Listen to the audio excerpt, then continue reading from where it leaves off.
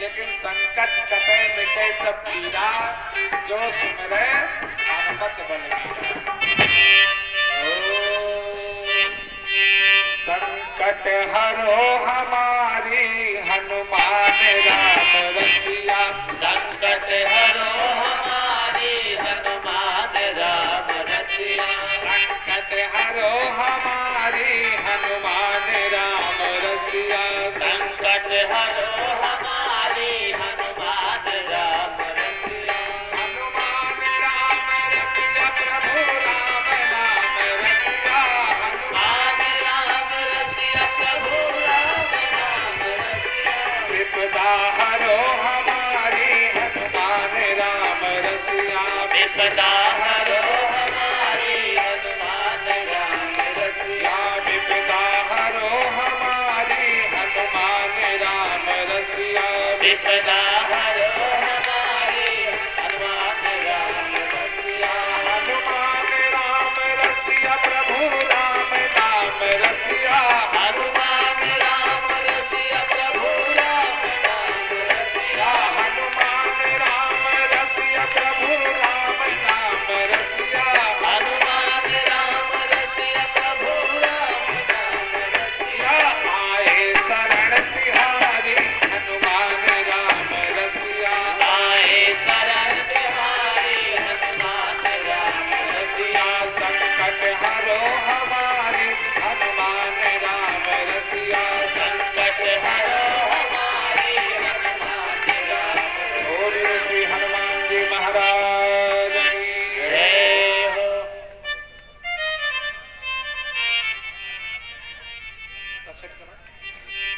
बोलिए भागवत भगवान की जय हो। दो बार आप लोग हमारे साथ बोलिए, लोग नहीं बोलेंगे। श्री राम जय जय राम,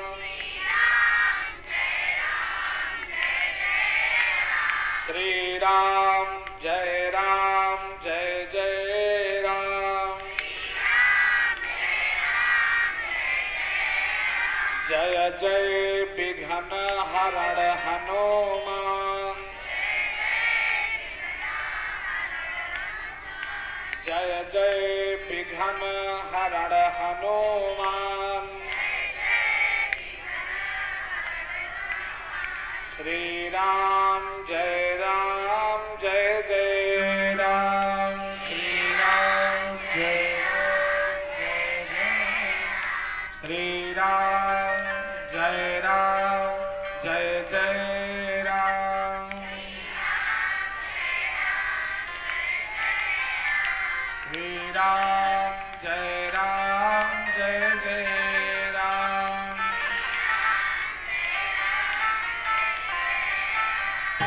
के लगावे पार नैया हरि के बिना, के लगावे पार नैया,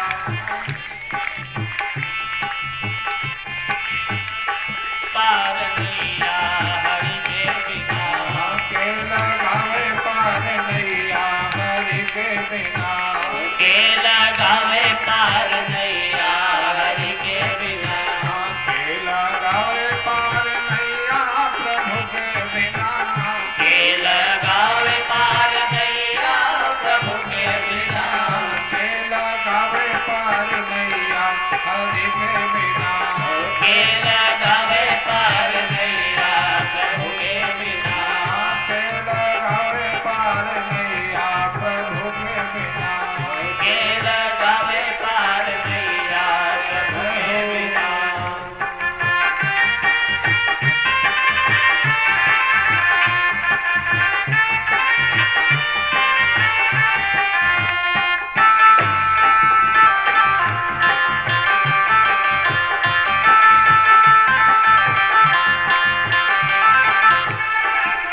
कौन सी नैया? ये शरीर रूपी नाव को पार लगाना है तो कौन सा शरीर? छिद जल पावन गगन समीरा, 5 तत्व की बनी हुई ये नौका है। 5 तत्व की बनी मोरी नैया, 5 तत्व की बनी मोर नैया, 5 तत्व की बनी मोरी नैया, 5 तत्व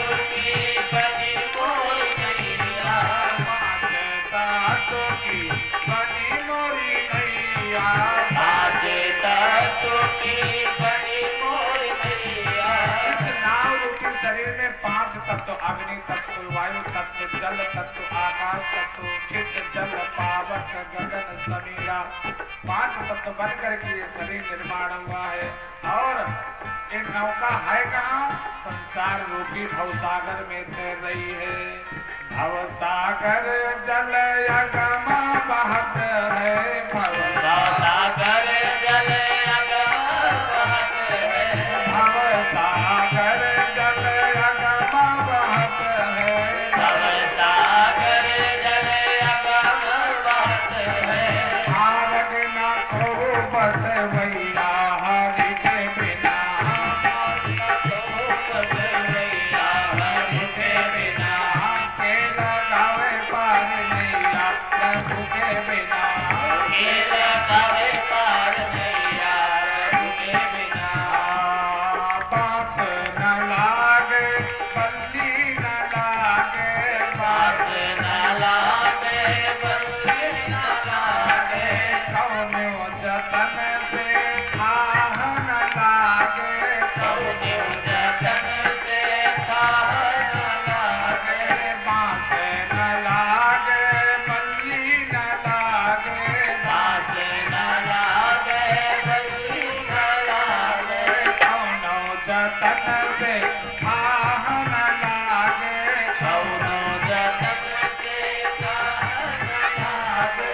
कल जुग मारे पुरवैया गुरु के बिना, कल जुग मारे पुरवैया हरि के बिना, के लगावे पार नैया हरि के बिना, के लगावे पार नैया हरि के बिना। बोलिए सदगुरुदेव भगवान की। जय हो। वास्तव में कथा में विघ्न आता है, और विघ्न कब दूर होगा? जब भगवान का नाम लिया जाएगा। जैसे राम नाम का कीर्तन आप लोगों ने किया, संकट हट गया, कथा प्रारंभ होती है। सुखदेव जी परीक्षित को श्रवण करा रहे हैं। आज अपने में दिन पूरा है। राजा समीक के पुत्र ने, ऋषि श्रृंग ने जो श्राप दिया था कि तक्षक डसेगा, समय निश्चित आ गया है। परीक्षित बैठे हैं, कथा सुन रहे हैं, समय अवधि पूर्ण हो चुकी है। उधर से तक्षक नाग चला, आज डसेंगे 7वें दिन राजा परीक्षित को। इधर से एक ब्राह्मण देवता थे जो सांप के मंत्र को, मतलब सांप के विष को उतारने का मंत्र जानते थे, नाम था कश्यप। महाराज चले, रास्ते में मुलाकात हो गई। आओ भगत। कश्यप जी ने पूछा, आप कौन हैं? तक्षक ने कहा, पहले बताओ आप कौन हैं? कहा, मैं ब्राह्मण हूँ। कहा, ब्राह्मण? हाँ। कहाँ जा रहे हो? जा रहा हूँ तक्षक नाग आज डसेगा राजा परीक्षित को। कहा, तो आप क्या करोगे उसमें? कहा, जब तक्षक नाग डसेगा तब हम मंत्र पढ़ करके उस विष का वमन जो करेगा तक्षक, उसको दूर कर देंगे। अच्छा, है शक्ति? हाँ। तक्षक ने कहा, देख भैया, मैं ही तक्षक हूँ। अच्छा, आप ही तक्षक हो? ब्राह्मण देवता 2 कदम पीछे गए। आप ही हो तक्षक? हाँ।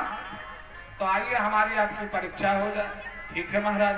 कौन सी परीक्षा? एक बरगद का पेड़ लगा था, लकड़हारा लकड़ी काट रहा था, और तक्षक ने कहा, देखो भैया, इस पेड़ पे मैं अपना विष वमन करने जा रहा हूँ, आपके मंत्र में शक्ति है तो आप इसको पुनः जीवित कर दीजिए। कहा, ठीक है, ठीक है। हाँ। तक्षक ने बरगद की जड़ पर अपना विष वमन किया, मतलब काट दिया। तुरंत वो बरगद का पेड़ लकड़हारा समेत जल करके भस्म हो गया। भस्म हो गया। लकड़हारा जो लकड़ी काट रहा था वो भी जलकर भस्म हो गया। तक्षक ने क्या किया? हाथ में जल लिया, हाथ में जल लिया, मंत्र पढ़ा, हाथ में जो जल है उसको मंत्र से अभिमंत्रित किया और उसी जले हुए बरगद के पेड़ पर यानी राख पर डाल दिया। जैसे डाला तुरंत जानते हो क्या हुआ? जैसे हरा भरा वो लकड़हारा पेड़ पर लकड़ी काट रहा था। आप लोग बैठे रहिए अपने अपने स्थान पर।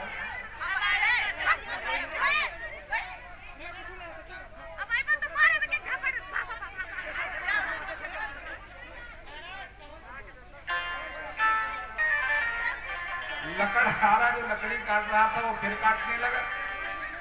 बैठ जाइए आप लोग, बैठ जाइए, बैठ जाइए, गलती की सजा सबको मिलेगी लेकिन बैठ जाइए। ये तुलसी है संसार मां, तुलसी है संसार मां, तुलसी यही तक आय के बदला कहो न जाए, जो गलत करेगा उसको परिणाम भोगना पड़ेगा। हम याद हैं हरा भरा वृक्ष पुनः हो गया, लकड़हारा लकड़ी काटने लगा। कश्यप ब्राह्मण ने सोचा अब क्या करें, अब क्या करें। तक्षक ने कहा ब्राह्मण देवता का आपके मंत्र में शक्ति है, एक काम करिए, आप वहां जाओगे, राजा परीक्षित को जब मैं डसूंगा आप उसको जीवित करोगे तो क्या मिलेगा बदले में? का धन मिलेगा, का धन हमसे ले लो, आप वापस चले जाओ। ठीक है। तक्षक ने कश्यप को धन दिया और महाराज कश्यप वहां से धन लेकर चले आए। इधर तक्षक पहुंच गया राजा परीक्षित के पास, देखा तो बहुत 7वां दिन बीत रहा था, बहुत से ऋषि महात्मा सब आए थे मिलने के लिए। तक्षक ने सोचा कि वास्तविक रूप से हम जा नहीं पाएंगे, फिर क्या करें, कैसे जाएं? एक कीड़े का रूप बनाया। एक महात्मा जी जा रहे थे तक्षक से मिलने के लिए, हाथ में फूल माला थी और उसी फूल माला में जाकर के तक्षक बैठ गया कीड़े के रूप में। हमारे गुरुदेव भगवान कहते लाला, वो महात्मा पुष्प लेकर के जब पहुंचा तक्षक के उसी फूलमाला में है, और फूलमाला लेकर महात्मा जब पहुंचे राजा परीक्षित को गले में डाले, उसी में तक्षक बैठा था।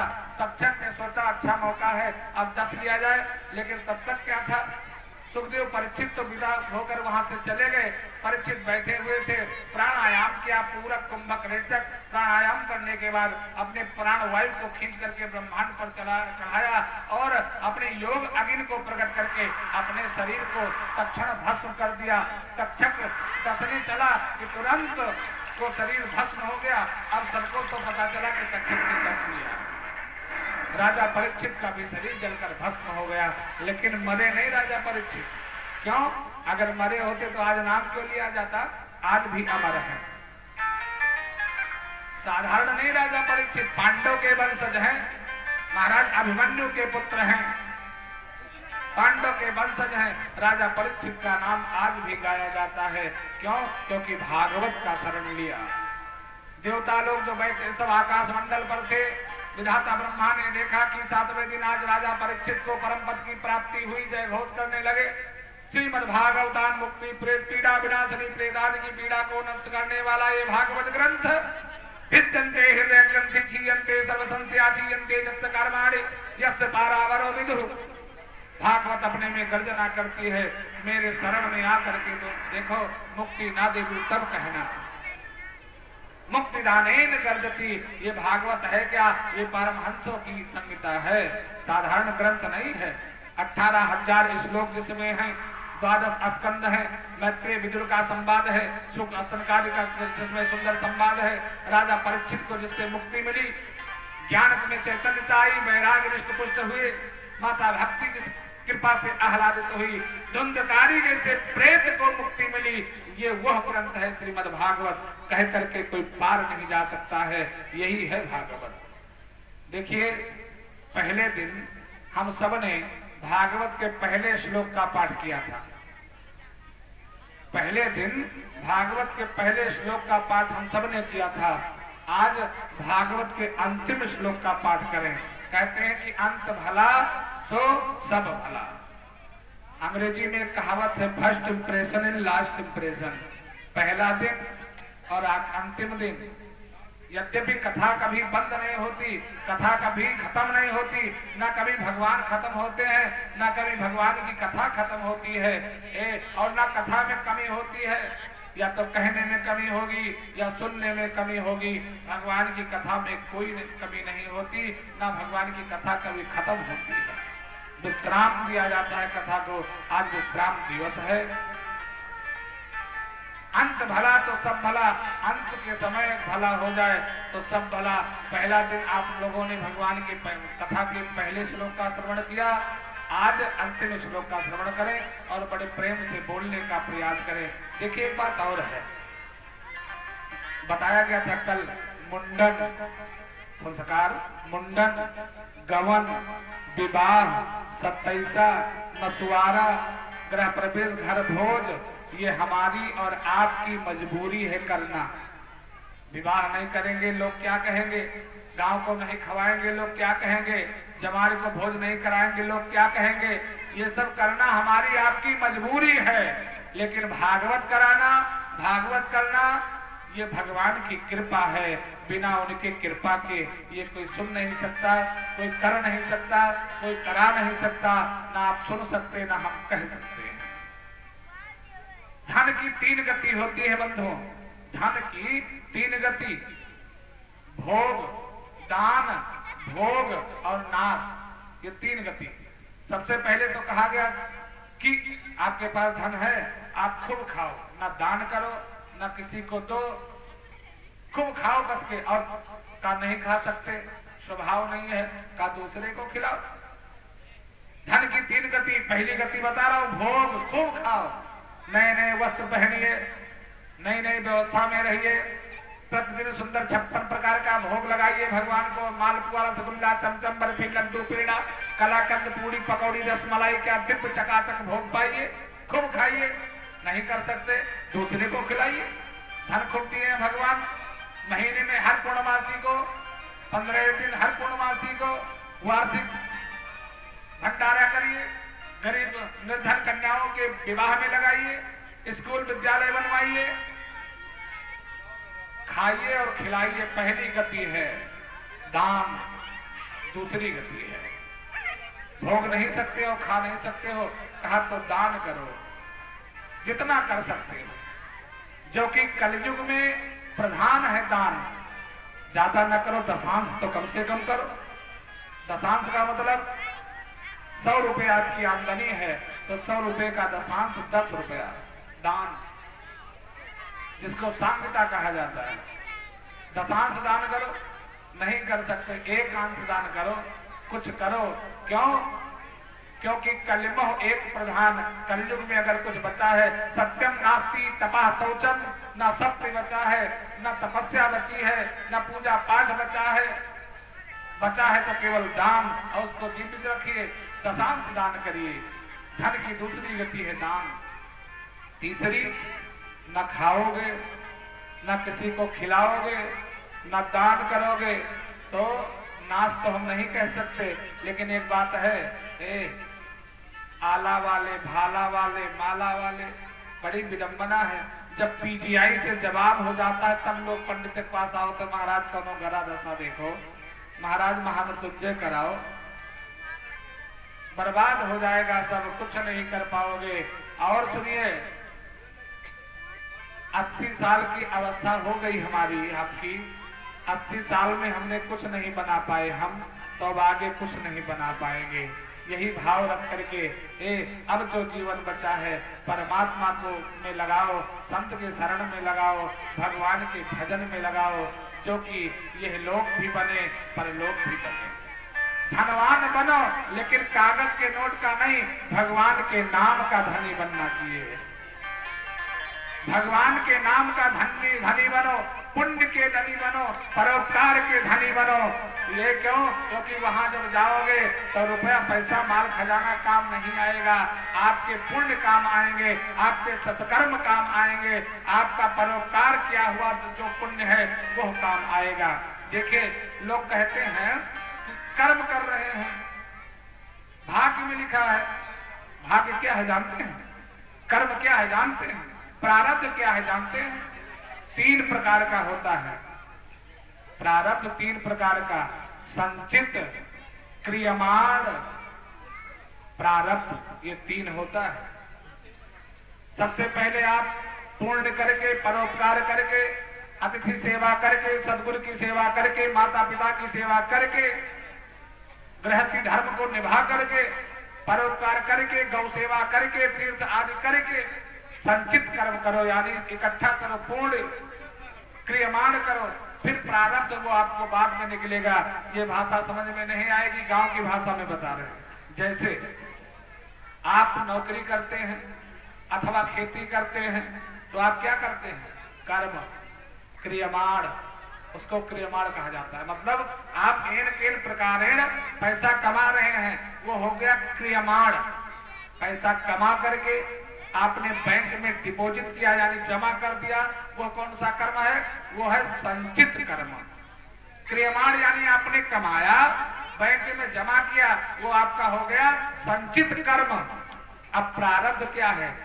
प्रारब्ध ये है कि सोमवार को बैंक जाइए, बिटाल भरिए, चाहे 1000 निकालो, चाहे 5000 निकालो, चाहे 50,000 निकालो। शर्त यह है कि जितना जमा करो किए हो उतने के अंदर ही रहो। बस जितना पुण्य आप किए हो उतना ही प्रारब्ध मिलेगा। लोग कहते हैं महाराज फलाने देखो दिन दोपहरे पापे करत घूमत है फिर भी सब बना है। अरे जानते हो क्या है? वो संचित कर्म करके जमा किए हैं। लाख करोड़ जब बैंक में जमा है, आप कुछ नहीं करोगे, फिर भी बैंक जाओगे तो मैनेजर आपको पैसा देगा। क्यों? आपने पहले से जमा कर रखा है। तो हमारे कर्म, हमारा पूर्ण संचित कर्म जो जमा है वो प्रारब्ध बन करके अब निकल रहा है। इसी को प्रारब्ध कहा जाता है। इसी को प्रारब्ध कहा जाता है। कितना कहा जाए कम है। आइए बड़े प्रेम से आप सब भगवान के श्रीमद् भागवत के अंतिम श्लोक का वाचन करें। अंतिम मतलब 12 स्कंद 12 स्कंद है, 12वें स्कंद में का अंतिम श्लोक। भाव से पहले आप सुनिए, फिर बोलने का प्रयास करिए। टेढ़ा बेढ़ा निकलेगा कोई बात नहीं। जिसकी संसार में जिसकी चलन बंद हो जाती है, भगवान कहता है मेरे पास आओ, मैं आपको अपनी शरण में ले लूंगा। जैसे आज भी हम लोगों के पास कुछ पैसे, कुछ सिक्के ऐसे आ जाते हैं जिनकी चलन नहीं है। आज भी आरती में अठन्नी आ जाती है, आरती में 2-4 अठन्नी आ जाती है। क्या डालने वाला ये नहीं जानता ये नहीं चलेगा? जानता है। कई फटी नोट आरती में आ जाती है। क्या डालने वाला चढ़ाने वाला ये नहीं जानता नहीं चलेगी? जानता है। तो क्या हुआ? उसका होता क्या है? भगवान कहते हैं चिंता मत करो। अरे दुनिया में ये नोट नहीं चलेगा, ये अठन्नी दुनिया में नहीं चलेगी। अरे मेरे शरण में आओ, मैं अयोध्या तक आपको पहुंचा दूंगा। और वो सब अयोध्या नाथ को समर्पण किया जाता है। वो सब अयोध्या के जो नाथ हैं, जो कौशलेंद्र राघवेंद्र शरण है, उनको अर्पण किया जाता है। चिंता मत करना। हो सकता है श्लोक आपके जुबान से स्वच्छ ना निकले, ठीक है, कोई बात नहीं। गांव की हमारी अम्मा लोग कहावत कहती हैं, घी के लड्डू टेढ़ बेढ़, टेढ़े मेढ़े। श्लोक है भागवत का। पहले सुनिए, लेकिन काम चोरी मत करिए। पहले सुनिए फिर बोलिए, और उसका मीनिंग क्या हुआ, अर्थ, उसके लिए हम बैठे आपको बताएंगे। पहले बोल लीजिए एक बार, बोलिए भागवत भगवान की नाम संकीर्तनम यस्य। और सरल में बोलिए नाम, नाम, और तेज नाम संकीर्तनम यस्य सर्व पाप प्रणाशनम। ध्यान इधर उधर जाएगा, भूल जाओगे। नाम भैया नाम संकीर्तनम। अब यूं अतरे पर बहुत लोग सपुचात हैं, क्या विडंबना है। परमात्मा का नाम है। मरते समय अगर एक बार आ जाए ना तो जीव की परम गति प्राप्त होती है, वैकुंठ मिलता है। और वही नाम को बोलने में लोग शर्माते हैं। एक बात बताऊं, एक बच्चा था, गुरुकुल में पढ़ रहा था। विद्यालय में और बच्चे पढ़ रहे थे।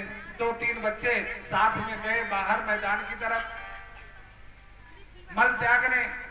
तो एक बच्चा बैठा था, राम राम कर रहा था।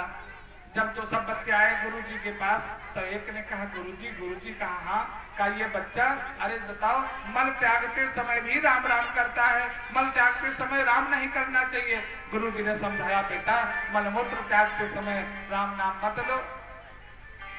ठीक है गुरुजी। दूसरा दिन 2-3 दिन तो बीता। चौथे दिन जानते हो क्या हुआ? वो बच्चा गया मलमूत्र त्यागने, तो अपनी जिह्वा को पकड़ करके ऐसे कर रहा था। बच्चे आए, लौट कर गुरुजी से बताए, गुरुजी हाँ का आज ये फिर राम राम कर रहा था जीभ पकड़ करके। गुरुजी ने कहा बेटा क्यों तुम मेरा कहना नहीं माने? बच्चे ने रो करके उत्तर दिया, गुरुजी मेरी आदत पड़ गई है, मैं बहुत चाहता हूं कि मलमूत्र के त्याग समय भी राम नाम ना बोलूं, लेकिन हे गुरुजी मेरी तो आदत पड़ गई है।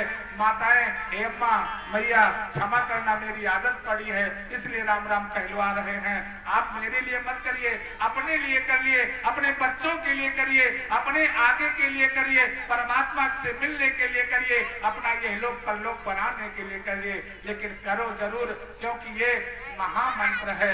इसी मंत्र को गुरुजी कान में देते हैं, वही मंत्र है। भाव से बोलिए नाम, और जोर से नाम संकीर्तनम यस्य सर्व पाप प्रणाशनम प्रणामो दुख समनः तम नमामि। जानते हो इसका मीनिंग क्या हुआ? नाम संकीर्तनम जस्से सर्व पाप प्रणाशनम प्रणामो दुख समनः तम, बोलिए तम नमामि हरिम परम। भागवत का श्लोक है। सबसे पहले तो ये बता दें, भागवत प्रारंभ सा अक्षर से, कथा आप लोग बहुत सुने होंगे, ध्यान दीजिएगा। भागवत सा अक्षर से प्रारंभ है, सच्चिदानंद रूपाय से प्रारंभ है, और माँ अंतिम में क्या है? हरिम परम, माँ अक्षर से। पहले का साफ ले लीजिए, अंतिम का माँ ले लीजिए, क्या बनेगा? बोलो बोलो, सम समत्तम योग उच्चते, ये सबको समान मानिए। दूसरी बात, इस श्लोक का जैसे पहले दिन पहले श्लोक का मीनिंग बताया गया था, सच्चिदानंद रूपाय विश्वोत्पत्त्यादि हेतवे तापत्रय विनाशाय श्री कृष्णाय नमः। सच्चिदानंद जो परमात्मा सत है, चित है, आनंद स्वरूप परमात्मा है, जो विश्व की उत्पत्ति, पालन और अंत में काल कौलित करने के हेतु हैं, जो तीनों ताप, दैहिक दैविक भौतिक ताप को नष्ट करने वाले हैं, ऐसे भगवान श्री अर्थात राधा और कृष्ण को मैं प्रणाम करता हूँ। वयम माने सभी लोग प्रणाम करते हैं। पहले श्लोक का अर्थ पहले दिन बताया गया था, आज अंतिम श्लोक का अर्थ जानते हो क्या है? भगवान का नाम कीर्तन करने से, नाम संकीर्तनम यस्य, मतलब भगवान का नाम संकीर्तन करने से सर्व माने सभी, पाप माने आप सब जानते हैं, प्रणाशनम भगवान के नाम संकीर्तन करने से सभी पाप के प्राण का नाश हो जाता है, अथवा सभी पाप नष्ट हो जाते हैं। नाम संकीर्तनम जैसे सर्व पाप प्रणाशनम। दूसरी लाइन, प्रणामो मतलब प्रणाम करने से दुख का शमन हो जाता है। प्रणामो दुख शमनः, प्रणाम करने से दुख का शमन होता है। किसको प्रणाम करने से? माता पिता को, भगवान को, गुरु को, अतिथि को, इष्ट को, अपने से बड़ों को। क्यों? क्योंकि बुजुर्गों का आशीर्वाद बड़े भाग्यशाली को मिलता है। प्रणामो दुख शमनः, इसीलिए तम नमामि हरिम परम, भागवत का अंतिम श्लोक है। ये नाम संकीर्तन करना चाहिए। किसका नाम? इसीलिए बच्चों का नाम भगवान से रखाया जाता था कि मरते समय। हमारे अयोध्या में एक महात्मा जी थे, ध्यान देना हे मैया, हमारे अयोध्या में एक महात्मा जी थे। अंतिम समय जब उनका आया